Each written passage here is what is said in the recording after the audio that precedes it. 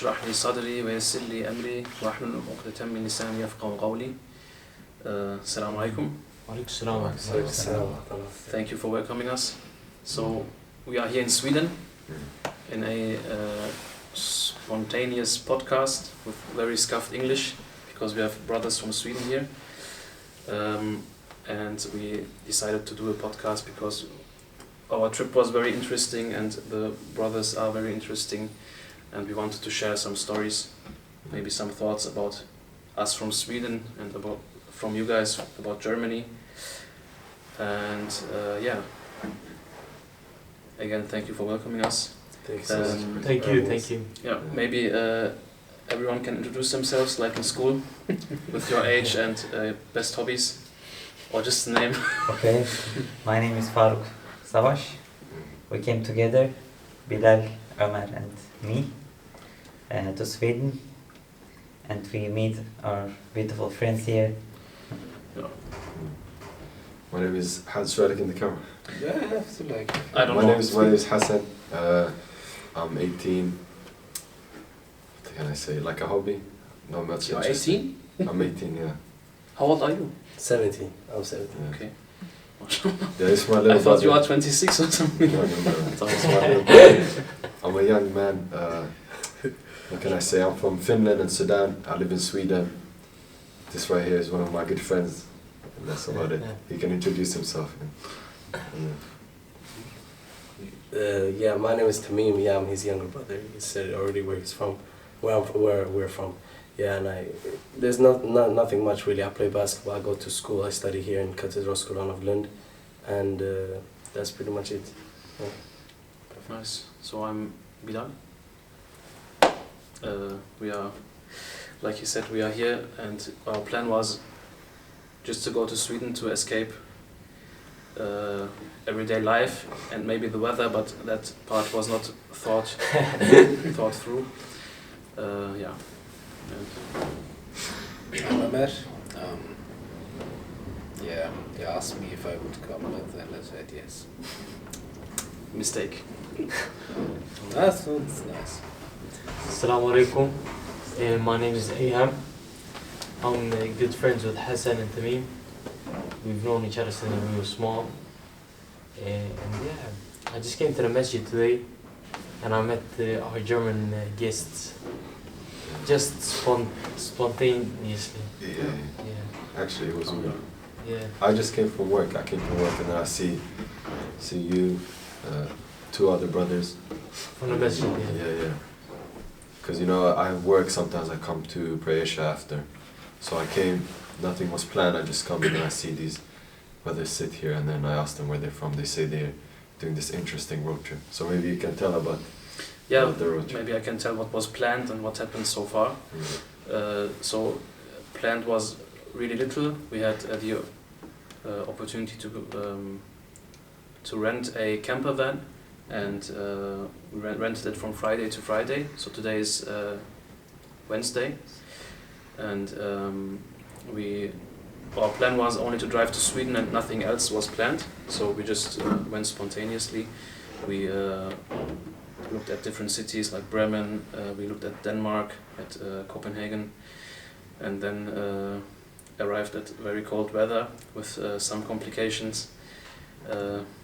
Every time we went outside, our plans were crossed by wind and the stormy sea. Actually, the sea was very stormy. I didn't expect it.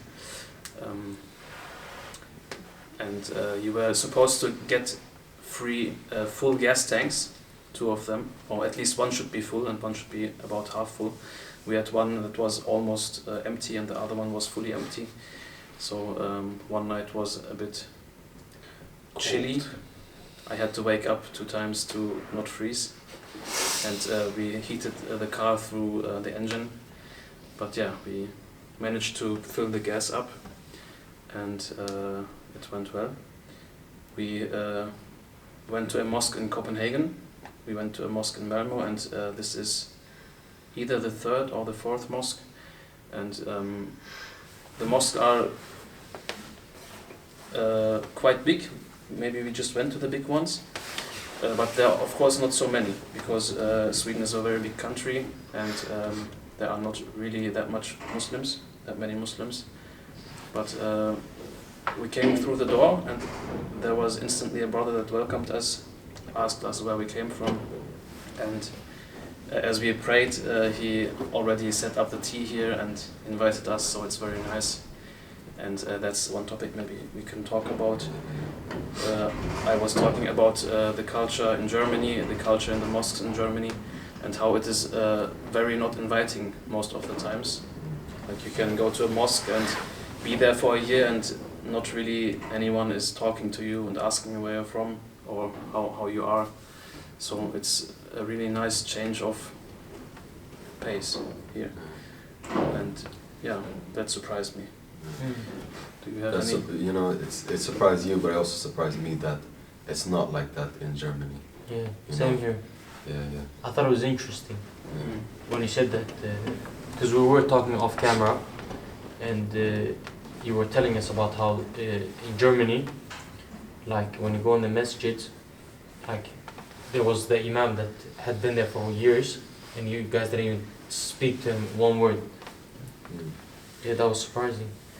Yeah, not to badmouth the German Muslims or German mosques, but that's the feeling you get. Like, you always remember the bad stuff, right? But that's shouldn't be, because as Muslims, you know, we're all brothers, you know. So I feel like it should be at least a feeling to wherever masjid you go to, like you're always welcome, you know. Yeah. I feel like it's. But how was it when you went to the other masjids? Were there not many people?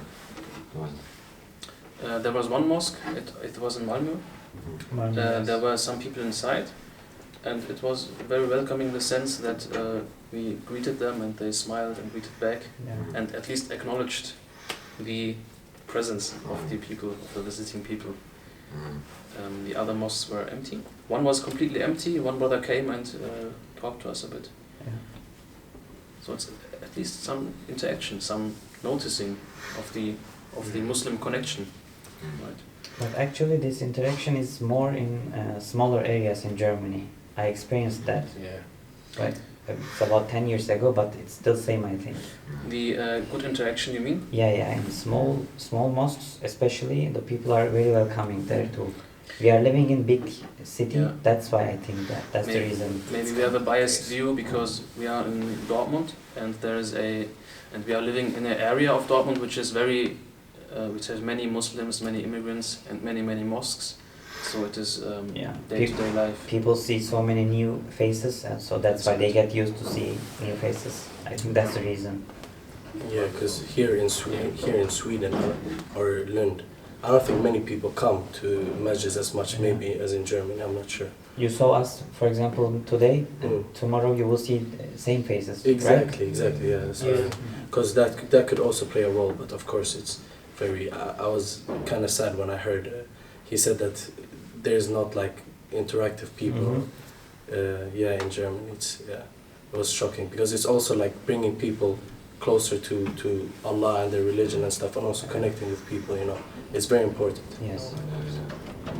That was actually the character of the Prophet Muhammad sallallahu alaihi wasallam as well. He I think there's a hadith of that he had a welcoming personality. Like if you saw him, like like you want to speak to him. You know, it's not like somebody who like doesn't smile and then you look at him and then you're scared of him. Because some people think when you're practicing, they think of a practicing person who's just like a bit angry and is saying this is wrong, this is wrong. You told the story about the revert, but exactly, yeah. You can tell that maybe, but I don't think that's a good character. And like to be like the Prophet, like we should be like the Prophet Muhammad sallallahu alaihi wasallam, obviously, and having the welcoming personality is a big part. Yeah. And it's smiling is sunnah also. Yeah, of course. Yeah. So this brings that, and I think there's another hadith of that Jannah will be like full of people who have like outgoing personalities, like they're outgoing and they are welcoming, not like frowny. But tell the story about the revert. It was interesting actually. I told the story of a brother that reverted some years ago, and there were many occasions that, like, he is a Muslim that is appearing somehow one day to another and is often in the mosque, and instead of asking him who he is, where he comes from, and about him, the only thing that he's engaged in is in critique and advice, like maybe good-willed advice, but ill-placed advice, like don't sit like that. And maybe the intent is pure, but we really have to think about the way we are interacting with people. Like you said, we have to be inviting and friendly. I was, do you want to say? Yeah, it's about the right time and the right wording, the right moment to give advice. You know, sometimes in the best case you want advice to be taken, and if like it's not well placed, the advice doesn't connect, so it gets useless. Yeah, of course, and also you gotta keep in mind, sometimes maybe somebody's first time coming to the masjid, and then they see some, like they take them away, and it's crazy. I heard somebody talk about it. They said like, you know, you don't want people to go to bars, nightclubs, and feel more like welcome than when you, cause you know you go to a nightclub, they're like, here's a drink, what do you want, and stuff, and then you come to a masjid, they're like, oh, you know what I mean? Like you can't have that exactly. Like, and there's also a lot of, we talked about gun crime and stuff. You need to bring youths, especially as well, to come to the masjid and, you know, have a connection with it. And that's only if you treat them nicely first. You know, I mean, all the time. But yeah, it's very important. There's actually, you know, there's many reverts that I actually know, and you know, many, like a big reason, you know, like da'wah is not only of like speaking to, or like telling, you know, obviously there's important stuff you talk about, but many Muslims come to be Muslims because they say like, you know, they saw the brotherhood, or they saw like, you know, the Muslims are so kind, and you know, like this is also a form of da'wah. And I always tell the reverts, you know, I had a brother, one of my close friends who just reverted like about 3 weeks ago, you know, and it's always this feeling, you know, they always say like, they're scared they're going to become Muslim, and there's so much halal, haram and stuff. And I always tell them about the hadith of narrated by Aisha radiallahu anha, who said, you know, if Islam was given based on haram and halal first, nobody would have accepted Islam, you know. So it comes first to learn about Islam and learn about, you know, the relationship with Allah, about Tauht and, you know, the rights of Allah, and then the iman comes, then it's the things. But people are too focused on, you know, or too harsh, I guess. I don't know. It's about the right pace, you know, step by step. You're learning it. It's a lot, but it's not complicated. But if you want to take it everything in one go, of course you are like overwhelmed. Step by step, learning it, practicing it, and comforting with it. So if you hear any sounds, it's a snowstorm outside. Is it a snowstorm, or is it only my nose? Yeah, it's a snowstorm. Yeah. It's a snowstorm. So And it only came when you came. I don't know why. You sorry. bought it with you from Germany, I'm telling you. Germany is very nice weather right now. So we thought maybe 10 times you were coming, but it was only the storm. So we talked about. What did we talk about? I maybe a question: how you guys keep your, or can practice your religion, like, or how do you keep you guys in check? Because you talked about like there are not many Muslims, or in general not many people, and how do you connect? Do you like meet here in the masjid often, or private, or how is the maintenance? I guess. I understand your question. Yeah. You know, like the brother Hassan was talking about, it's like a brotherhood. You know, you would only want the best for your brother. So, for example, like, let me just give today as an example. Hassan wanted to gym, so did I. But I gymmed before Hassan. So I told him, I don't want to waste time at the gym and come with you again. Meet me at the masjid after. And then we can just sit in the gym, you know. Yeah. Pray Isha, sit there, you know, talk a little bit with our brothers. And it has become like a culture, especially that it's outside. Come, let's meet in the masjid. And it's like 15 brothers and we just sit, talk. You know, sometimes on Thursdays we have iftar together, you know, stuff like that. And I think it's important. It's very important. Yeah, Yeah, no, I was just gonna say, just to continue what he was saying, I think that's the, if not one of, like the most important thing, if not the most important thing to is surround yourself with good people, you know. The Prophet ﷺ said your friend, a person is upon the religion of his friend, you know. So I think that, like personally, is one of the most important things, because when I used to hang around with people who are not religious, I became less religious. But then when I started hanging around with people who are more religious, it automatically makes you more religious, even if you don't feel it at first. When you keep hanging around with them, you start doing what they're doing, you know. Yeah. And you should hang around with people who have the same goals as you, and who are also, of course, religious. Like you all like filming, recording, and you know, religious. You know, if you guys hang out around together, then it will help benefit each other. You know, all of you. Yeah. So. At times of weakness, if you are still in the community with good brothers, they will catch you and you will not fall. Maybe you would have fallen if you were alone or not in the community. So yeah. Because practicing by yourself is, like, you know, it's a lot harder. Obviously, that's why I feel this sense of like brotherhood and stuff like that is really important.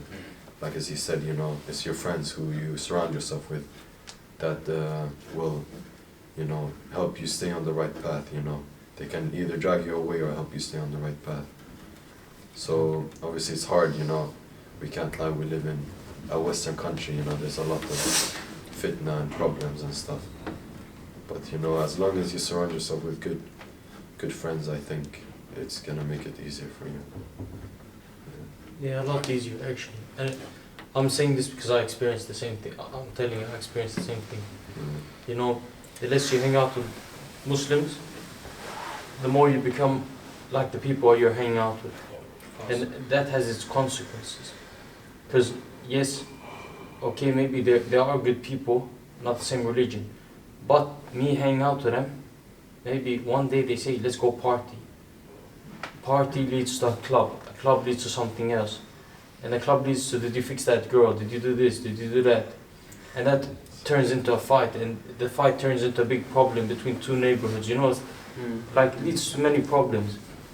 And I promise if it wasn't for this masjid, especially this masjid, if it wasn't so close to me and I wouldn't come here, I'm telling you, I would have been off on the bad, and not only me, many people would have been on the bad path very long time ago. Masjids. Speaking of the masjid, if you want to tell about the story of the masjid, how it became this place as it is through the years. No, the masjid, because you know, from our countries, the masjids are just a place you go pray and you leave. It's like your prayers. Here, masjid feels like home, because it's here you meet your friends, it's here you play, it's like here you learn, here you play. It's like home, because we have lessons here in the masjid. We have a kitchen upstairs. We can make coffee. We can make tea. We can bring snacks, and instead of do dumb things outside, come to the masjid. The masjid originally it was open upstairs. We're sitting right now. We're sitting downstairs. Upstairs, on Jum'ahs, it would come too many people, around like 350, 400. So like, there were like risk factors that you needed to put in consideration, like fire exits. There wasn't enough, you know, one fire exit is not going to be enough for 350 people. Or not enough pillars down, so like it actually might fall down. So they thought of it as better to buy the down floor, fix it, so that we would pray the prayers here. And if there's extra people, they would pray it upstairs. So, and it was a good plan, but during that time, the masjid was closed 2 years. And it has only been opened recently for maximum 9 months. But honestly, it's been the best 9 months. Alhamdulillah, best 9 months in a long time. So, I know, sorry brother, I know the one brother that will be shaking in his chair right now, because he just described what we are trying to achieve, like with the masjid feeling the home. We're trying to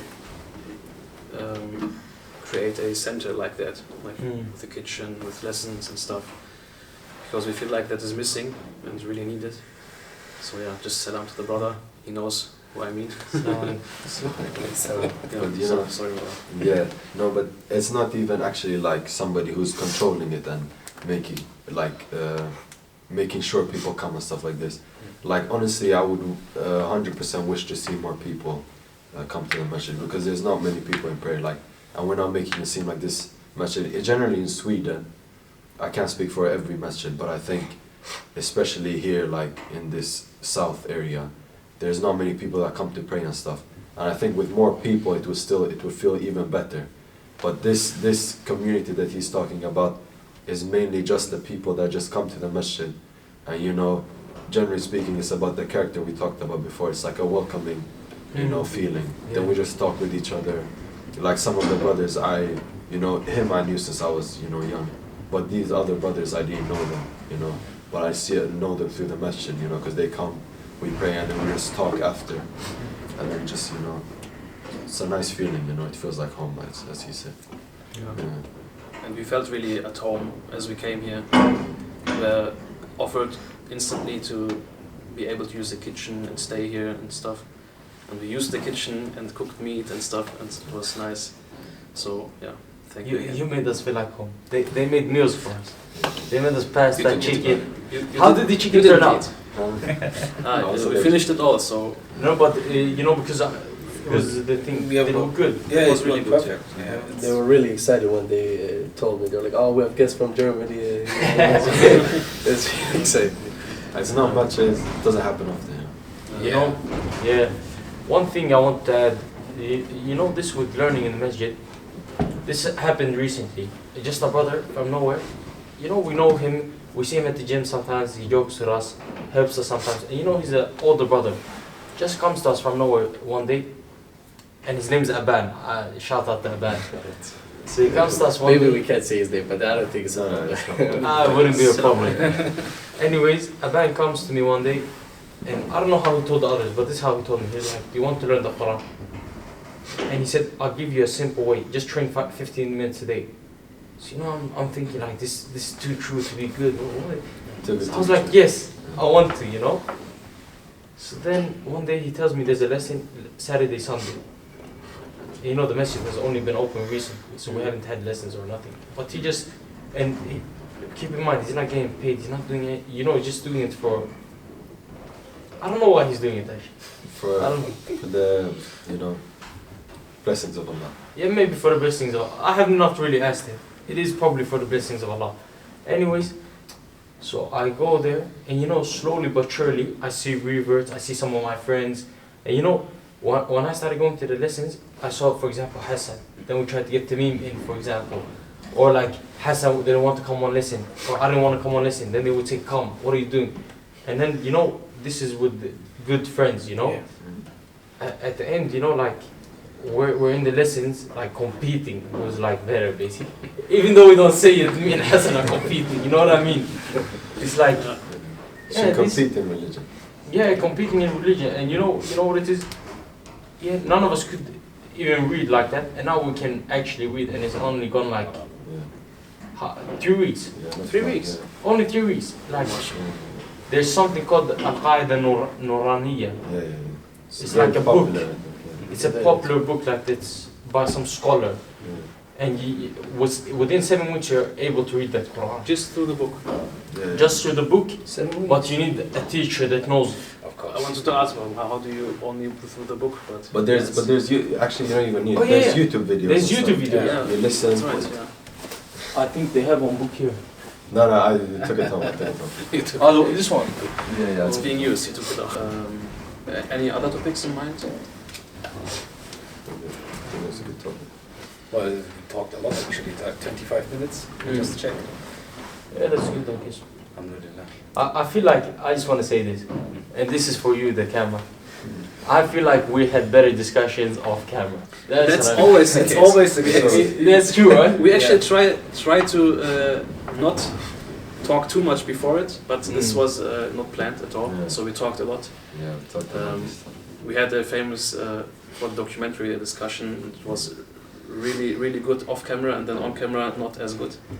But yeah, it's Yeah. always the case. But Yeah. It was still good. It was still good. It was just It's not awesome, as good, you know. No, it was really good. Yeah. So what we learn, come to the masjid, meet the brothers, sit down and talk. And Come to Sweden. Come to Sweden, Yeah. fill up the gas tanks, don't freeze like us. Yeah. Don't come in the winter. Maybe come in the summer. And this brother, mashallah, very good cook. He needs Yeah. a wife. He's looking for a wife. He needs a wife. I'm not looking for a wife. No, he has. Everything is under control. doing it. Okay. Perfect. Long back. Yeah. No. My mind is blank.